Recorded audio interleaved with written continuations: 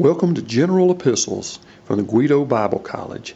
My name is Terry Clyte. This is our third video that we will be doing for this online term. First century information resources that we have concerning the New Testament are not limited just to the New Testament books that we have.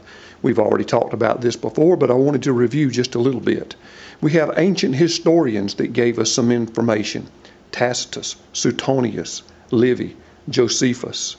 We also had other ancient writers that would give us a glimpse into the daily social life or cultural life, like Virgil or Horace. And then there's archaeology, the coins that were found, inscriptions on stones, sometimes documents on papyrus, which would be letters, legal documents, other things of this type. There were buildings and artifacts that have been uncovered that we can look at and get glimpses of how the day-to-day culture, day-to-day social life was. There are inscriptions on jewelry and pictures on pottery and other things that give us glimpses into how the first century people lived. This is important for us so that we can understand that culture. Understanding the geographical and cultural setting is important for understanding the content of all biblical studies. It's very important to know what the writer was saying when they use certain words. For instance, words have different usages in different cultures. To a faithful Hebrew, God would have one meaning. To a Roman follower of Zeus, it would have another. And customs also can vary with location. Sometimes we get dogmatic and we say the way that I do it is the way that it should be done. And sometimes there are underlying principles that should be there across cultures, but different cultures can do things in different ways. I'll give you a practical example. A friend of mine opens the door for his wife and goes through the door first, every time. I open the door for my wife and I allow her to go through every time. The underlying principle for both of us is that we love and cherish our wives. But his wife is visually impaired, and she is intimidated and afraid going into a room, especially if it's a strange setting, if she does not know what's already there. But if he goes in first, she feels secure. He has prepared the way. He's made it all right for her. My wife knows I'm opening the door for her because I treasure her and I let my princess go first. The difference is we play out the custom differently, although the principle is the same. And knowledge of these customs in Old Testament times and New Testament times can help us with our biblical interpretation. Now, all of the sources that we've just talked about can help us learn to apply what we read in our New Testaments.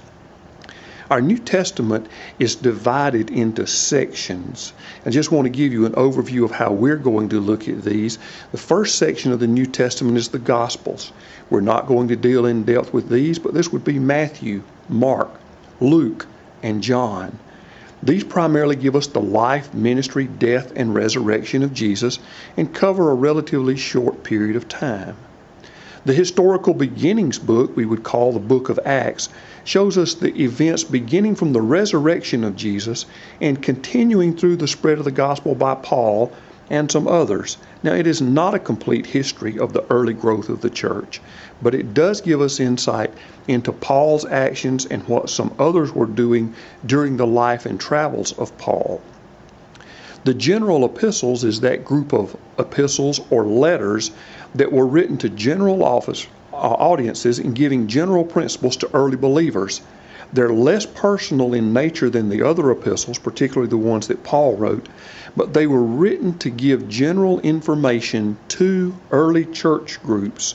And in those church groups, there may have been some who were Jewish by background and culture, some who were not. Some in the groups that would have been reading these letters may have been Christian, some may have not.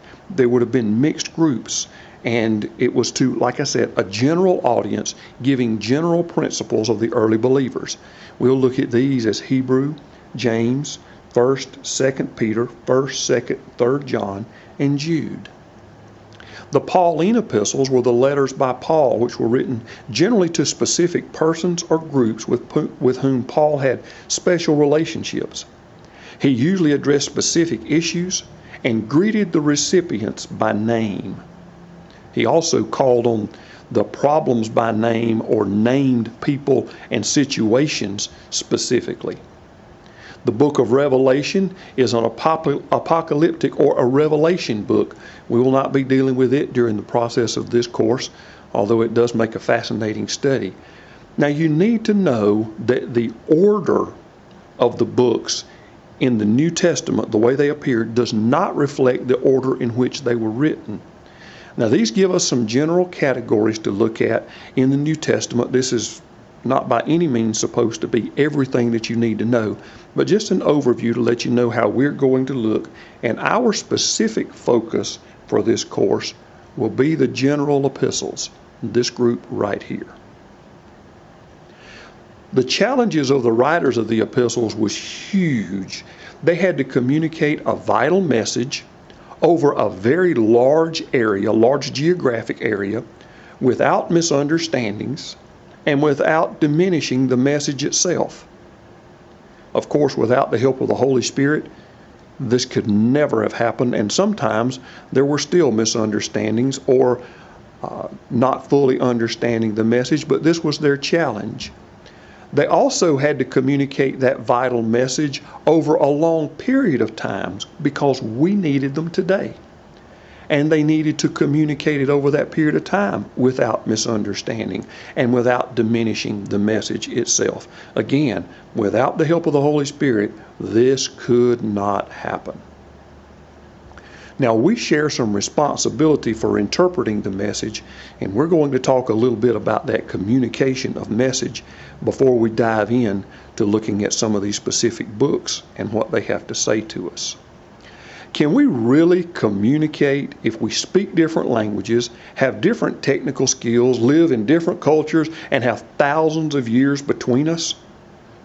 Can we communicate? Well, let's look at a visual picture. Do you think these two can communicate? Perhaps the dog has a question for the skunk. The skunk has an answer. Now, they have different technical skills, they have different abilities, and they speak different languages, but I'm pretty sure that the skunk can let the dog know he's not interested in the encounter. If it can happen with animals, it can happen with us. But we have in our minds generally that communication is simple. I want to give you my simplified ideal of written communication. Ideally, A wants to communicate a message with B. So A writes it down and sends it, and B fully understands absolutely everything A wanted to say and responds. And when B responds, A understands absolutely everything B was trying to say perfectly and without distortion.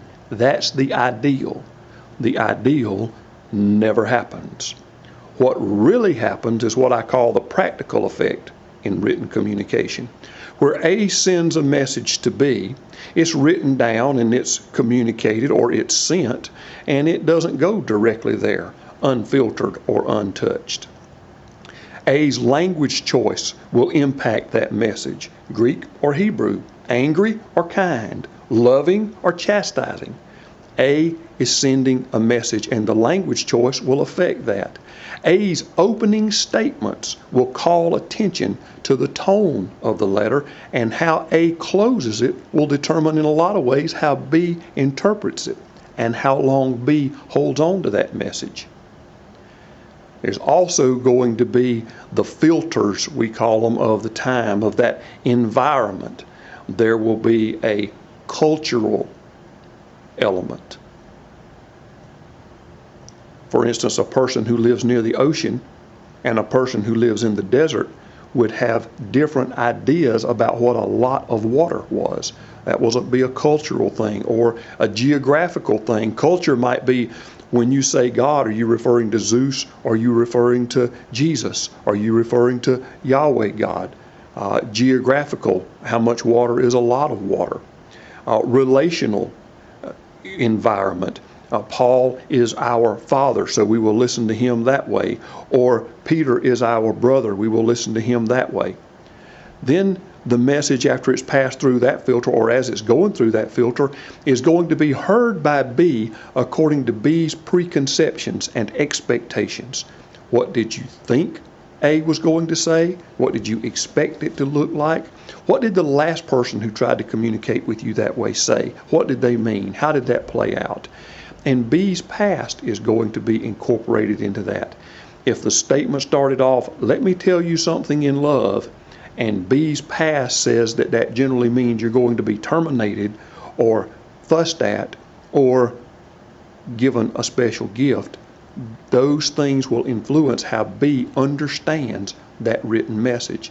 And when B responds to A and sends that letter back or sends a letter back, it's also going to be colored by B's opening and the closing of that letter. It will be influenced a lot by B's language choice. Do I respond with the same tone, the same grammar, the same language, Greek, Hebrew, whatever, Latin? Then it will pass through all of those same environmental filters, the cultural, the geographical, the relational, and then when A is reading it, A will interpret that through A's past and through the preconceptions and expectations that A has to what they expected B to say.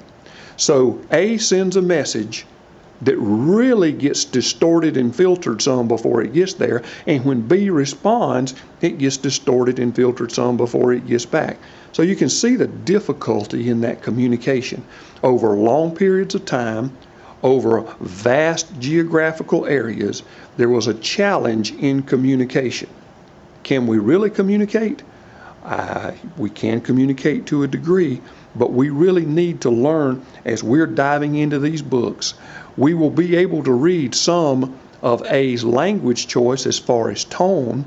We may not be able to read in the original language of these books. We will see the openings and the closings, but we have to do some study to determine that cultural, geographical, and relational environment. We may be able to get some insight